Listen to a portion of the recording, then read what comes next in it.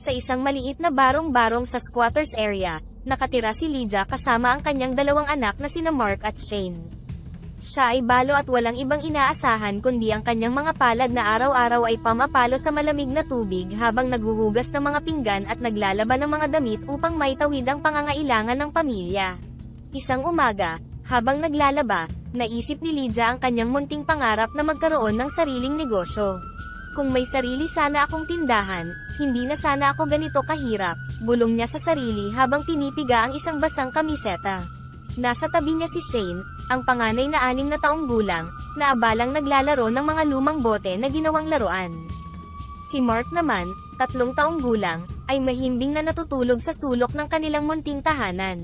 "Mama, kailan po tayo kakain?" tanong ni Shane, na may bahid ng pag-aalala sa mukha.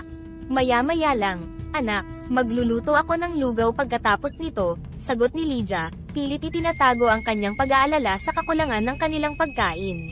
Nagpatuloy si Lydia sa kanyang gawain, ngunit sa kanyang isipan ay umaaligid ang kanyang mga pangarap at pangamba. Ang pagkakaroon ng sariling negosyo ay tila isang malayong realidad. Nang gabing iyon, nakipag-usap siya sa kanyang matalik na kaibigan, si Jenny, sa labas ng kanilang tahanan. "Lydia, balita ko may pwesto sa palengke na mura lang ang renta. Bakit hindi ka sumubok magtinda? Halo-halo, siguradong patok ngayong tag-init," mungkahi ni Jenny, habang magkatabi silang nakaupo sa isang maliit na bangko. "Napaisip nga rin ako, Jenny. Pero ang puhunan, saan ako kukuha? Hirap na nga ako sa pagtustos sa mga bata," tugon ni Lydia, ang kanyang mukha ay larawan ng pag-aalala.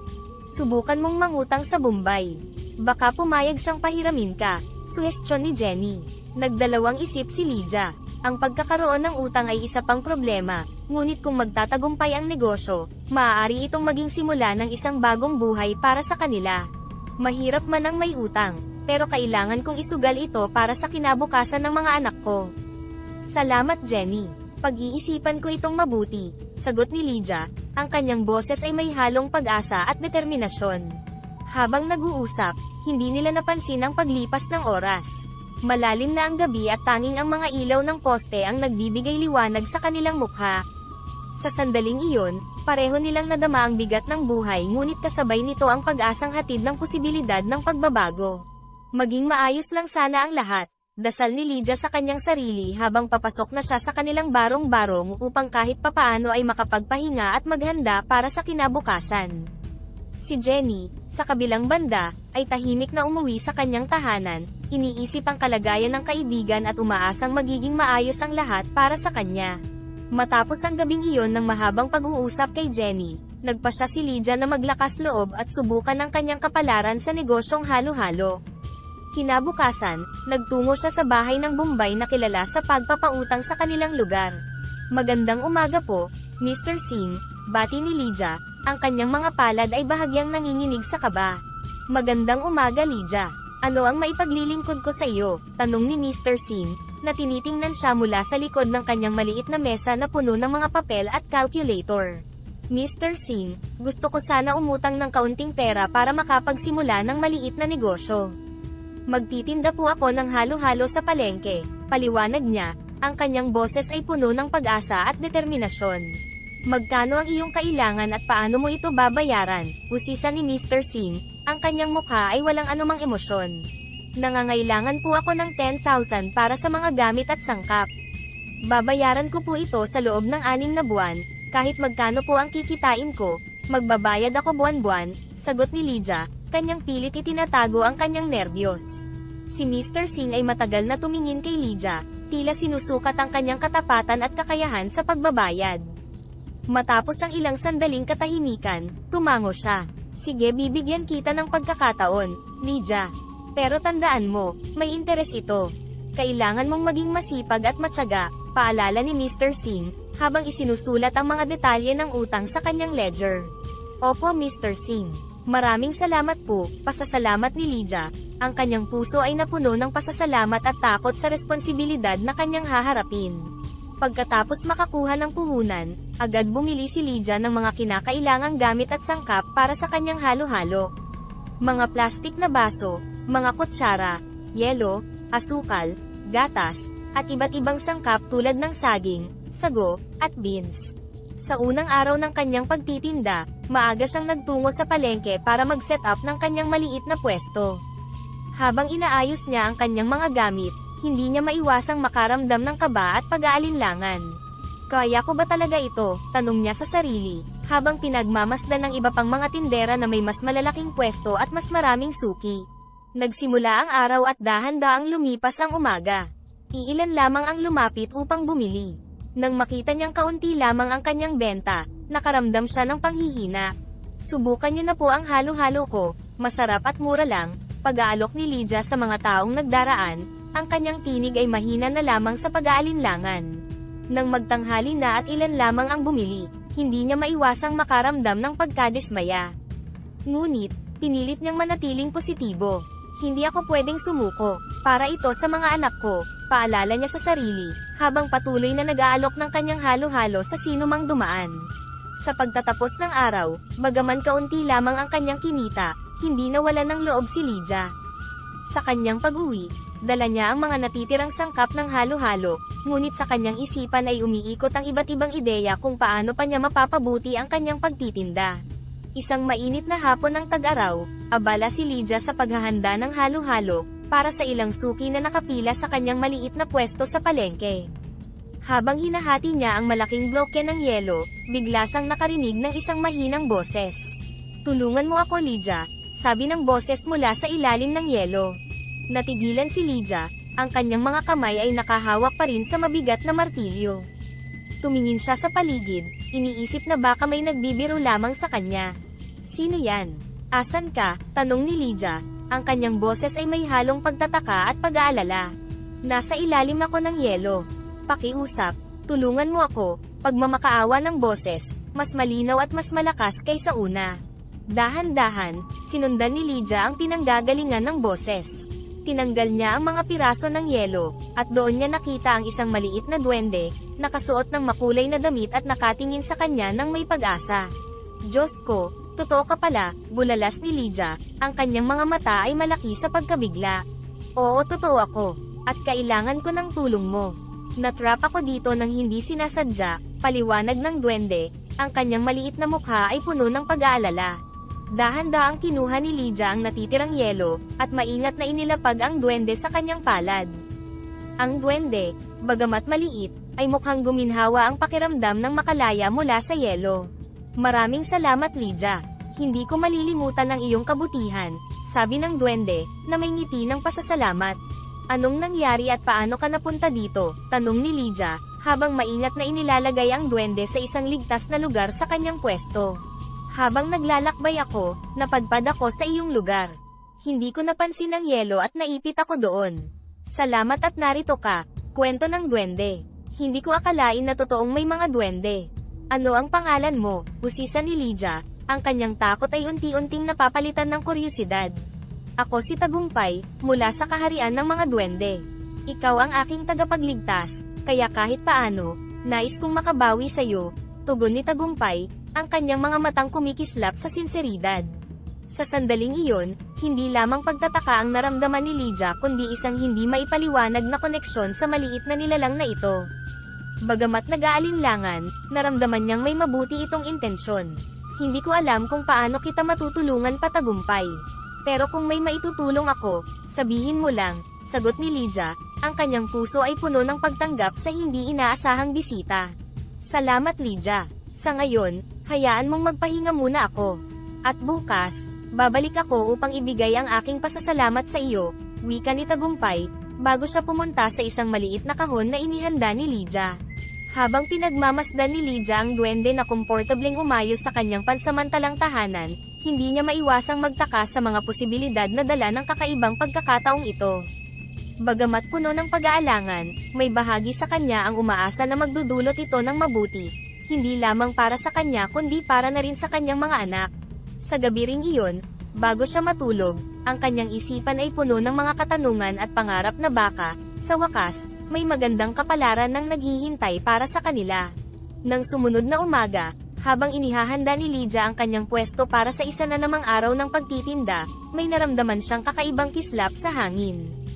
Lumingon siya at nakita niyang papalapit si Tagumpay, ang duwende, na may bitbit na maliit ngunit kumikinang na galon.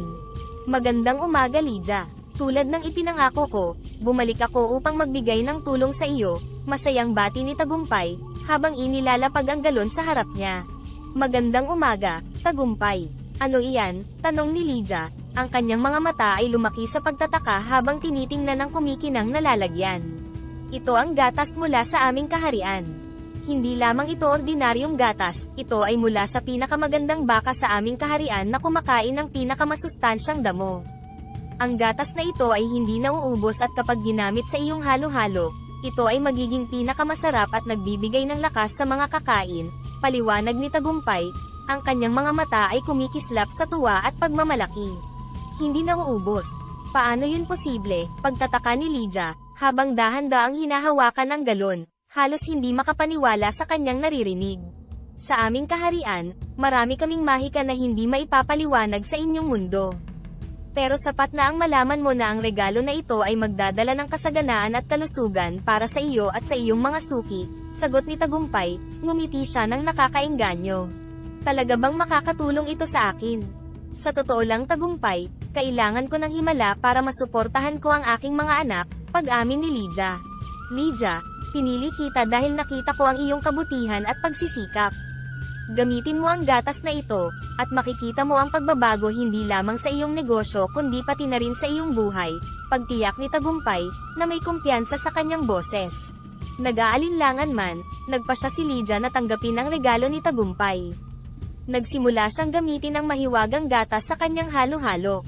Sa unang pagtikim niya ng halo-halo gamit ang gatas, agad niyang napansin ang kakaibang tamis at creaminess na hindi niya pa natikman dati. Tagumpay, kakaiba ito. Parang lumalasap ako ng isang panaginip, sambit ni Lydia, ang kanyang mga mukha ay napuno ng ngiti.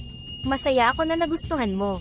Ngayon, ipalasap mo sa iyong mga suki at tingnan natin ang kanilang magiging reaksyon, suhestyon ni Tagumpay, sabik na makita ang epekto ng kanyang regalo. Habang lumilipas ang araw, unti-unting napansin ni Lydia ang pagdami ng mga bumibili ng kanyang halo-halo. Ang balita tungkol sa kakaibang sarap ng kanyang halo-halo ay kumalat na parang apoy sa palengke. Hindi lamang ang lasa ang pumukaw sa kanila kundi pati na rin ang nadaramang sigla matapos itong kainin. Sa pagtatapos ng araw, hindi may pinta ang kasiyahan sa mukha ni Lydia. Tumingala siya sa langit, at bagaman hindi niya nakikita si Tagumpay, ang kanyang puso ay puno ng pasasalamat. Tagumpay, kahit saan ka man naroroon, maraming salamat. Hindi mo lang alam kung gaano kalaki ang tulong na ito para sa akin at sa aking mga anak, bulong niya sa hangin. Ang kanyang puso ay umaapaw sa pasasalamat at pag-asa sa bagong kabanatang magsisimula sa kanyang buhay. Habang lumalalim ang summer, ang halo-halong gawa ni Lydia ay unti-unting naging pangunahing atraksyon sa palengke. Ang mga tao ay pumipila upang matikman ang kakaibang lasa na dala ng mahiwagang gatas na regalo ni Tagumpay. Ang dating tahimik at matamlay na pwesto ni Lydia ay ngayon ay puno ng sigla at tawanan ng mga nasisiyahang parokyana. Isang hapon, habang abala si Lydia sa paghahanda ng halo-halo para sa isang pamilyang sabik na matikman ang kanyang produkto, lumapit ang kanyang matalik na kaibigan na si Jenny. Lydia, ano ba ang sikreto mo at bakit parang biglang sumikat ang halo-halo mo? Tanong ni Jenny. Ang kanyang mga mata ay nagtatanong at nagtataka. Si Lydia ay ngumiti at pabulong na sumagot, may tumulong sa akin, Jenny. Isang kaibigan. Naku Lydia, ano man iyan, talagang epektibo. Tingnan mo itong pila, tugon ni Jenny, sabay turo sa mahabang hanay ng mga tao na naghihintay. Oo nga minsan hindi ako makapaniwala, pero malaking tulong talaga ito sa akin at sa mga bata. Mas madali na ang buhay ngayon, sagot ni Lydia, ang kanyang boses ay halos magpasalamat. Sa gitna ng kanilang pag-uusap, lumapit ang isang matandang babae, si Aling Mercy, na kilala sa pagiging maarte sa pagkain. Lydia, itong halo-halo mo, iba talaga. Ano ba ang nilagay mo at bakit parang bumabalik ang aking lakas tuwing nakakakain ako nito? Tanong ni Aling Mercy, habang hinahalo ang kanyang kinakain. Napangiti si Lydia. Wala naman po Aling Mercy. Siguro po dahil sa pagmamahal na rin na aking inilalagay sa bawat pagkakataon na ginagawa ko ito. Nako, kung ano man iyan, ituloy mo lang. Dati-rati hindi ako mahilig sa matatamis, pero ngayon, parang hinihila ako ng iyong halo-halo, pagbibiro ni Aling Mercy, na ngayon ay may ngiti sa kanyang mga labi. Napuno ng kasiyahan ang puso ni Lydia sa mga papuri at positibong reaksyon mula sa kanyang mga suki. Pakiramdam niya ay nagbunga na ang lahat ng kanyang paghihirap at pagtitiyaga. Habang papalubog ang araw, naisip ni Lydia na bumalik sa kanyang pwesto upang mag-ayos ng mga gamit. Nag-iisa na lang siya, pinagmamasdan ang mga natirang piraso ng yelo sa kanyang cooler. Tagumpay, kahit hindi kita nakikita, nararamdaman kong nandito ka pa rin. Maraming salamat sa iyong mahiwagang regalo. Hindi lang ito basta nagpapasarap ng halo-halo, nagbibigay din ito ng lakas at sigla sa aking mga suki, bulong niya. Ang kanyang mga mata ay nagniningning sa luha ng kaligayahan. Sa sandaling iyon, naramdaman ni Lydia na hindi lang basta pag-unlad sa negosyo ang kanyang nakamit, kundi isang pagbabago sa buhay na magdadala ng mas maraming oportunidad at saya hindi lamang para sa kanya, kundi pati na rin sa kanyang komunidad. Ang bawat piraso ng yelo na kanyang hinahati ay simbolo ng mga hadlang na kanyang napagtagumpayan, at ang bawat halo-halo na kanyang inihahanda ay simbolo ng bagong pag-asa para sa mas magandang kinabukasan. Habang patuloy na dumarami ang mga parokyano ni Lydia, lumalaki rin ang inggit sa puso ni Mang Rene, ang may-ari ng mga pwesto sa palengke kung saan siya nagtitinda. Isang umaga, habang nag-aayos ng kanyang pwesto si Lydia, lumapit si Mang Rene na may bitbit na bagong kontrata. Lydia, mukhang maganda ang takbo ng iyong negosyo ah. Pero tandaan mo, dito ka kumikita dahil sa pwesto ko. Simula ni Mang Rene, ang kanyang mga mata ay matatalim at walang bakas ng ngiti. Nabahala si Lydia sa tono ng pananalita ni Mang Rene. Opo Mang Rene, malaki nga po ang pasasalamat ko sa inyo dahil dito sa pwesto, magalang na tugon niya, umaasang hindi masama ang idudulot ng usapan. Kasi, napag-isipan ko, patuloy ni Mang Rene, habang hinahaplos ang kanyang ulo, dahil sa dami ng iyong kinikita, makatarungan lang na tumaas din ang renta mo. Naku Mang Rene, sa totoo lang po, kahit po lumalaki ang benta, hindi naman po ganoon kalaki ang kita ko. Tama lang po ang kinikita sa mga gastusin sa bahay at sa pag-aaral ng mga bata. Pagmamakaawa ni Lydia, ang kanyang boses ay nanginginig sa pag-aalala. Negosyo ay negosyo, Lydia. Kung gusto mong manatili dito, kailangan mong magbayad ng mas mataas na renta. 2 beses sa dati, mariing sabi ni Mang Rene, iniaabot ang papel sa kanya. Lubos na nag-alala si Lydia, hindi niya inaasahan ang ganitong dagdag pasanin. Pilit niyang kinakalkula sa isip kung paano niya mababayaran ang hinihinging halaga nang hindi nalalagay sa alanganin ang pang-araw-araw nilang pangangailangan. Mang Rene, baka naman po pwedeng pag-usapan natin ito. Baka po masyadong mabigat sa akin ang dobleng renta, pakiusap niya. Wala tayong dapat pag-usapan Lydia. Alam mo naman ang sitwasyon, kung hindi mo kaya, marami ang gustong kumuha ng pwesto na ito. Walang awang tugon ni Mang Rene. Napilitan si Lydia na tanggapin ang mapait na katotohanan na kailangan niyang lumipat ng pwesto. Sa mga sumunod na araw, naghanap siya ng mas mura ngunit sa isang sulok ng palengke kung saan bihira ang dumadaan. Sa kanyang bagong pwesto, madalang ang mga taong napapadaan at bumibili. Ang dating sigla at ingay ng mga suki ay napalitan ng katahimikan. Malungkot siyang nagmamasid sa kanyang mga paninda, umaasa na sana'y may lumapit. Mukhang malaki-laki ang epekto ng paglipat ko ng pwesto, malungkot na bulong ni Lydia sa sarili habang pinagmamasdan ang kanyang mga hindi nabentang halo-halo. Sana ay may magandang balita pa rin na darating. Ang puso ni Lydia ay labis na nababahala, hindi lamang para sa kanyang negosyo kundi para na rin sa kinabukasan ng kanyang mga anak. Ang biglaang pagtaas ng renta at ang paglipat sa hindi magandang lokasyon ay tila mga alon na unti-unting nagpapalubog sa kanyang mga pangarap. Sa gitna ng mga hamon na kinaharap ni Lydia matapos ang paglipat sa mas tahimik na pwesto, isang hapon ay nagulat siya nang muling magpakita si Tagumpay, ang maliit na duwende. May dala itong maliit na sisidlan na puno ng asukal, ngunit hindi ito katulad ng karaniwang asukal na nakikita sa palengke. Lydia, alam ko ang mga pagsubok na iyong kinakaharap, panimula ni Tagumpay, habang maingat niyang inilalabas ang asukal mula sa kanyang bulsa. Kaya naman dinalhan kita ng isang espesyal na regalo, asukal na gawa sa nyog, mula sa pinakamatandang nyog sa aming kaharian. Nagtaka si Lydia sa natanggap na regalo. Asukal mula sa nyog. Hindi ko pa yata naririnig na may ganito pala, aniya, habang pinagmamasdan ng asukal na kumikinang sa sinag ng araw. Tama ka, Lydia. Hindi ito karaniwan sa inyong mundo. Ang asukal na ito ay magdadala ng bagong lasa at sigla sa iyong halo-halo. Ito'y magpapasarap pa lalo ng iyong mga gawa at magbibigay ng kakaibang saya sa mga makakatikim nito, paliwanag ni Tagumpay, na may ngiting nagpapahiwatig ng kanyang kumpiyansa sa mahiwagang epekto ng kanyang regalo. Kahit may pag-aalinlangan man, nagpasya si Lydia na subukan ng asukal sa kanyang susunod na batch ng halo-halo. Nang matikman niya ang kinalabasan, agad niyang napansin ang kakaibang tamis at linamnam na dala ng asukal ng niyog. Tagumpay, ito nga ang kailangan ko. Hindi ko akalain na magiging ganito kasarap, tuwang-tuwa niyang sabi habang natitikman ang bagong timpla ng kanyang halo-halo. Lydia, sabi ko sa'yo, magtiwala ka lang.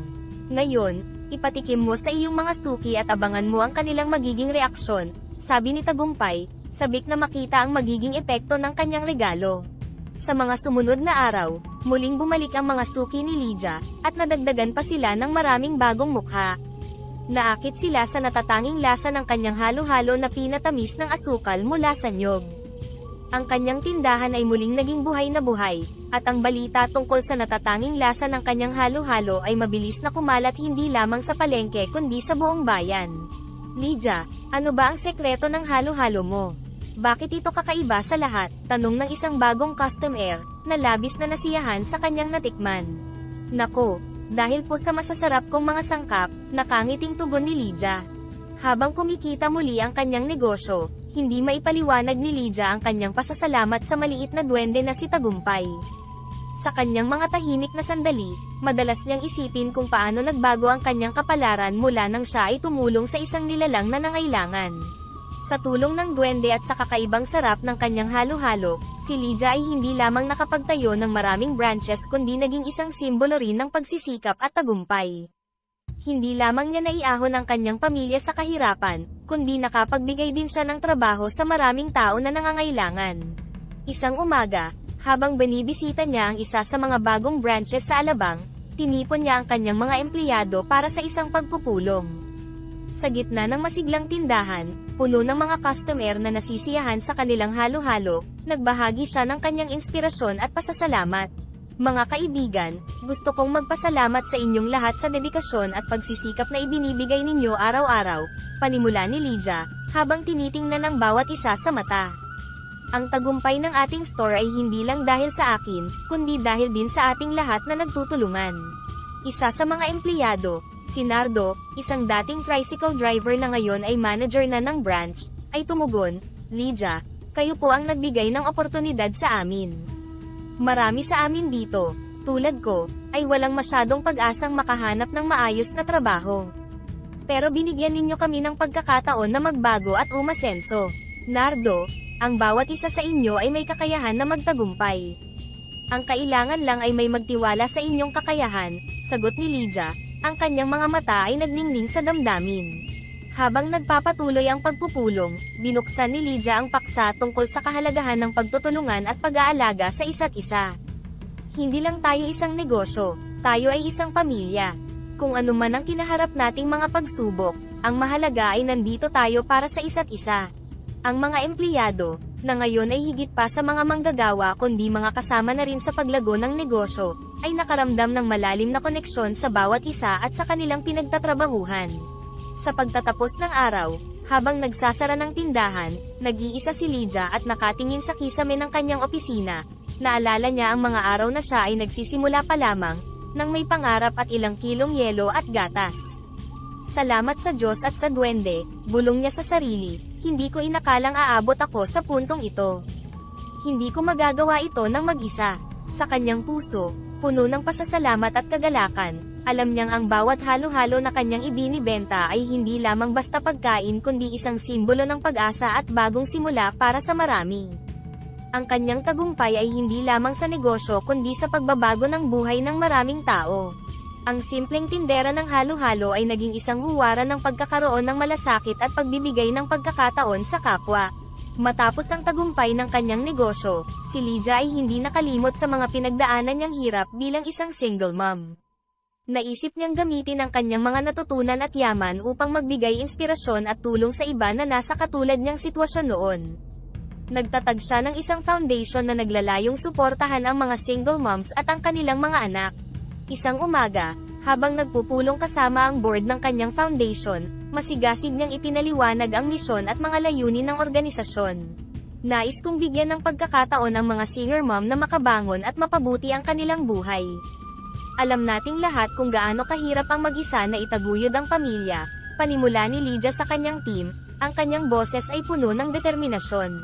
Ang ating foundation ay magbibigay ng scholarships para sa mga anak ng mga single mom at magsasagawa ng mga livelihood programs para matulungan silang magsimula ng sariling negosyo o makahanap ng maayos na trabaho, dagdag niya. Si Maricel, isa sa mga board members at dating empleyado ni Lydia, ay sumang-ayon, napakahalaga ng inyong advokasya Lydia. Marami akong kakilalang single mom sa aking komunidad na talagang nangangailangan ng ganitong tulong. Maricel, gusto kong maging aktibo tayo sa pag-abot sa mga komunidad. Hindi lamang tayo magbibigay ng financial aid, kundi pati na rin ng emotional at educational support. Nais kong magkaroon tayo ng mga workshop at seminars na magtuturo sa kanila kung paano pamahalaan ang kanilang pinansyal, kalusugan, at personal development, paliwanag ni Lydia.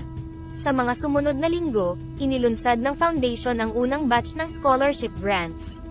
Nag-organisa sila ng isang simpleng seremonya kung saan personal na iniabot ni Lydia ang mga scholarship certificate sa mga piling bata. Sa araw ng seremonya, isa sa mga nakatanggap ng scholarship, si Anna, isang 11 taong gulang na anak ng isang single mom, ay lumapit kay Lydia. Ma'am Lydia, maraming salamat po sa tulong ninyo. Dahil po sa scholarship na ito, makakapag-aral na po ako ng mabuti at matutupad ko na ang pangarap kong maging guro, sabi ni Anna. Ang kanyang mga mata ay naglalaman ng pag-asa at pasasalamat. Anna, ikaw ang dahilan kung bakit natin ginagawa ito. Maniwala ka sa iyong mga pangarap at magsumikap. Nandito kami para suportahan ka, tugon ni Lydia, habang mahigpit na niyakap ang bata. Nang matapos ang seremonya, naiwan si Lydia na nagmumuni-muni sa kanyang opisina. Tumingin siya sa labas ng bintana, pinagmamasdan ang paglubog ng araw, at napuno ng damdamin ng kasiyahan at pagmamalaki. Salamat, Panginoon, sa pagbibigay sa akin ng pagkakataong ito na makatulong. Sana ay magamit ko pa ang aking mga biyaya para magbigay inspirasyon at pag-asa sa marami pang tulad ni Anna, bulong niya sa sarili. Ang kanyang puso ay puno ng pasasalamat at pangako na ipagpatuloy ang pagtulong sa kapwa. Sa paglipas ng panahon, habang lumalaki ang negosyo ni Lydia, lumitaw din ang mga hamon na hindi niya inaasahan. Ang pinakamalaking pagsubok ay ang paglitaw ng matinding kompetisyon mula sa iba pang mga negosyanteng nagtitinda rin ng halo-halo. Isa sa mga ito, si Mang Ernesto, ay nagmamay-ari ng isang kadena ng mga tindahan ng halo-halo sa rehiyon at hindi natuwa sa paglaganap ng popularidad ni Lydia. Isang hapon, habang abala si Lydia sa pag-aayos ng mga bagong recipe sa kanyang main branch, dumating ang balita mula sa isa niyang manager na si Marco. Ma'am Lydia, may problema po tayo. May nagkalat ng balita na hindi raw po ligtas ang ating halo-halo at may mga kemikal daw itong halo. Malungkot na balita ni Marco. Nabahala si Lydia sa narinig. Ano? Paanong nangyari yan? Sinisiguro natin na natural at sariwa ang ating mga sangkap araw-araw, tugon niya, halatang nag-aalala. May hinala po kami na si Mang Ernesto ang nasa likod nito. Gusto niyang mabawasan ang ating mga suki para sa kanyang negosyo, paliwanag ni Marco. Napaisip si Lydia sa mabigat na sitwasyong ito. Alam niyang kailangan niyang kumilos agad-agad para protektahan ang kanyang pangalan at ang tiwala ng kanyang mga parokyana. Marco, mag-organisa tayo ng isang press conference. Ipapaliwanag natin sa publiko ang katotohanan. At magpadala rin tayo ng samples ng ating mga sangkap sa laboratorio para sa testing. I-publish natin ang mga resulta para makita ng lahat na ligtas at malinis ang ating produkto. Utos ni Lydia, determinadong harapin ang isyong ito. Sa sumunod na mga araw, naging abala si Lydia at ang kanyang team sa paghahanda para sa press conference at sa pagsasagawa ng mga kinakailangang pagsusuri sa kanilang mga produkto. Ang mga resulta mula sa laboratorio ay lumabas na pabor sa kanila, walang kemikal o anumang mapanganib na sangkap sa kanilang halo-halo. Sa araw ng press conference, harap-harapan niyang sinagot ang lahat ng tanong mula sa media at ipinakita ang mga resulta ng pagsusuri. Nais kong ipaalam sa lahat na ang Lydia's halo-halo ay gumagamit lamang ng pinakasariwa at pinakaligtas na sangkap. Ang mga akusasyon laban sa amin ay walang katotohanan at pawang paninira lamang, mariing pahayag ni Lydia. Ang kanyang boses ay puno ng lakas at katapatan. Ang kanyang pagiging bukas at transparent ay nagbalik ng tiwala sa publiko.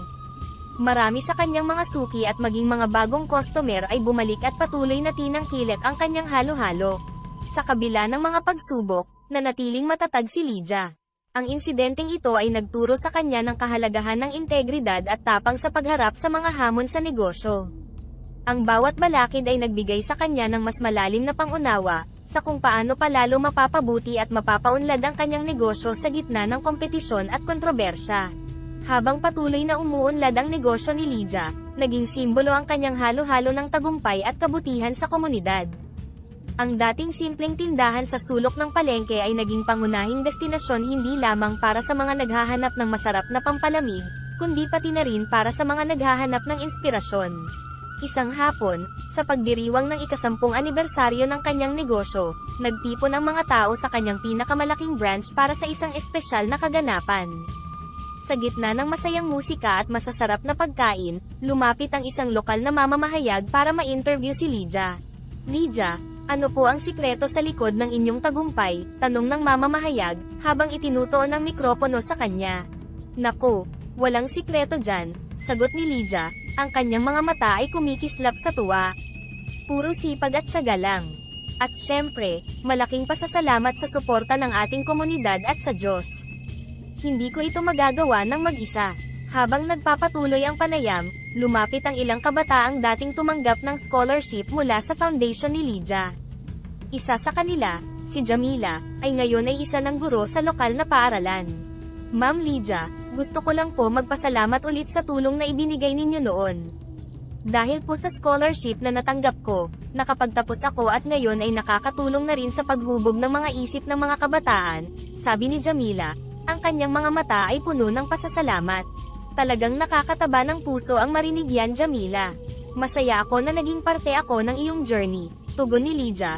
Ang kanyang boses ay puno ng pagmamalaki. Habang umuusad ang pagdiriwang, nagkaroon ng pagkakataon si Lydia na makipag-usap sa mga empleyado, mga suki, at iba pang bisita. Bawat isa ay may kwento kung paano nila nararanasan ang positibong impluwensya ng kanyang negosyo at foundation. Alam nyo, sa bawat halo-halo na ating inihahanda at sa bawat tulong na ating naibibigay, hindi lang ito basta transaksyon kundi isang pagkakataon na magbahagi ng kabutihan, paliwanag ni Lydia sa isang grupo ng mga bagong empleyado. Ang bawat ngiti ng ating mga suki, ang bawat kwento ng tagumpay ng ating mga scholars, ito ang tunay na sukatan ng ating tagumpay. Sa pagtatapos ng araw, nang mag-isa na lang si Lydia na nakaupo sa kanyang opisina, tinitingnan niya ang mga larawan ng mga nakaraang taon na nakasabit sa pader. Bawat larawan ay nagpapakita ng mga yugto ng kanyang buhay at negosyo. Lumuha siya ng luha ng kagalakan, puno ng pasasalamat sa lahat ng biyayang natanggap at sa oportunidad na makapagbigay ng inspirasyon sa iba. Patuloy lang tayo, at gamitin ang bawat araw para gumawa ng mabuti, bulong niya sa sarili, isang pangakong patuloy niyang dala sa kanyang pagtulog. Ang tagumpay ni Lydia ay hindi lamang nasusukat sa kita ng kanyang negosyo kundi sa lalim ng positibong epekto na kanyang naibahagi sa kanyang kapwa. Sa pagtatapos ng isang mahabang araw, habang unti-unting lumulubog ang araw sa likod ng mga puno, nakaupo si Lydia sa kanyang bakuran, masaya sa tahimik na kapaligiran ng kanyang tahanan, na bunga ng kanyang mga pagsisikap at tulong mula sa duwende. Nasa tabi niya si Mark, ang kanyang anak, na ngayon ay nagsisilbi ring katuwang niya sa pagpapatakbo ng kanilang negosyo.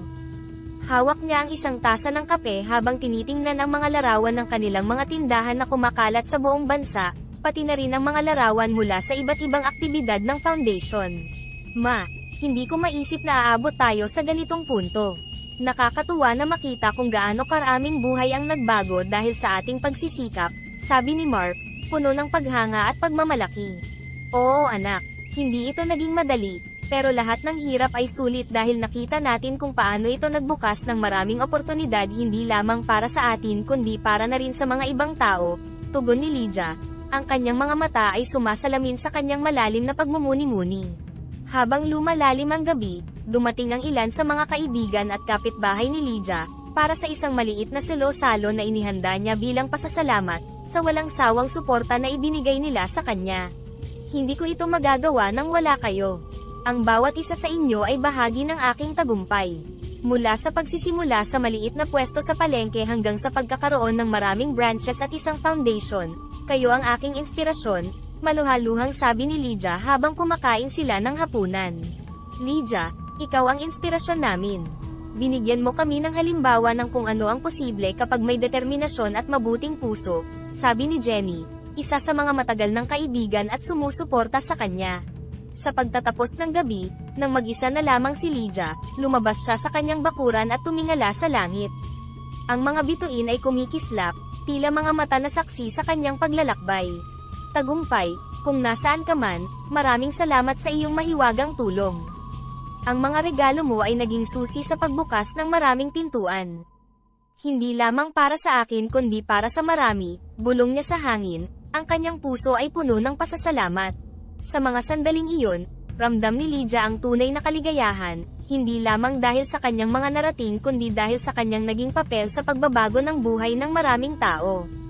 Ang kanyang kwento ay isang patunay na ang kombinasyon ng paniniwala, pagsusumikap, at kaunting mahika ay maaaring magdala ng malawakang pagbabago.